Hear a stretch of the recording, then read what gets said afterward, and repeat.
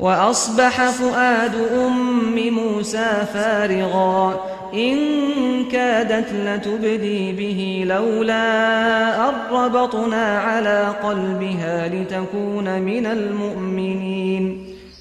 Assalamu alaikum, Quran Weekly. We are on the 20th juz now, alhamdulillah, we're in the 20s. And this is Surah Al-Qasas, and one of my favorite ayat of the surah, talking about the mother of Musa alayhi salam. I picked this ayah because it actually is very close to my heart for many reasons, and most important of which is all human beings will suffer emotionally traumatizing experiences.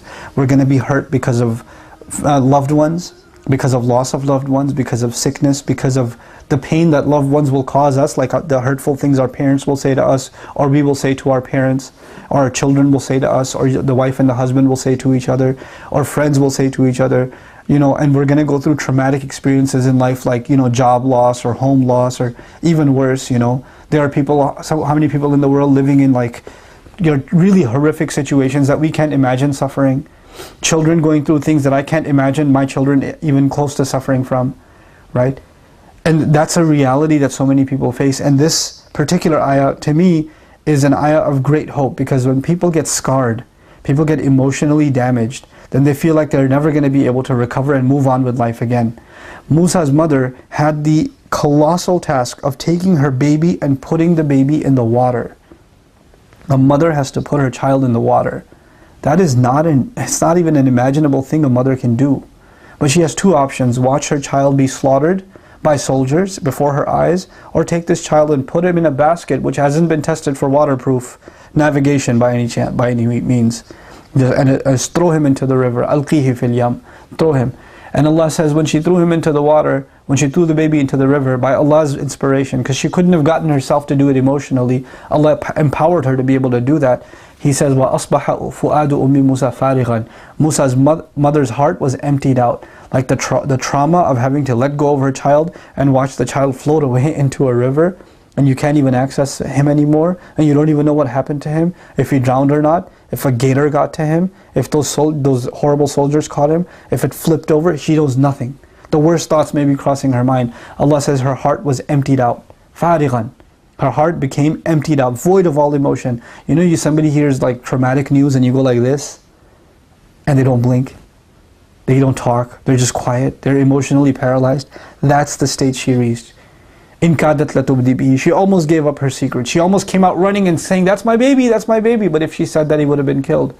Now Allah says, لَوْلَا أَرَّبَطْنَا عَلَىٰ قَلْبِهَا. Had we not firmed her heart, had we not tied up her heart, had we not kept her heart together, Allah took her fu'ad, which was a heart that's inflamed. And in the same ayah, He used a different word for fu'ad, which is qalb. He calmed her heart down and brought her back to a normal state. And Allah is describing that He did that. You know, there are people that are emotionally traumatized and can never recover. Why not? Because Allah hasn't tied up their heart. Allah hasn't done that. We as human beings don't have the ability to emotionally recover sometimes, but we're learning in this ayah that Allah has the ability to let us heal and move on. Allah, you could say to yourself, I don't have the emotional capability of forgiving you. But Allah says, I'll tie your heart and I'll give you that ability. You can say in your heart, I'm too damaged by what happened, there's no way I can move on with my life. But Iman, faith in Allah, is enough for you to be able to move on with your life. لَوْلَا أَرَّبَطْنَا عَلَىٰ قَلْبِهَا. Had we not tied up her heart, لِتَكُونَ مِنَ الْمُؤْمِنِينَ, so she could be from those who truly believe. What mother can get over the trauma of putting her child in the water and not being able to see anymore? How is she going to get over that? But Allah gave her the strength of heart that not only did she get over it, she was able to think clearly afterwards and send his sister after him.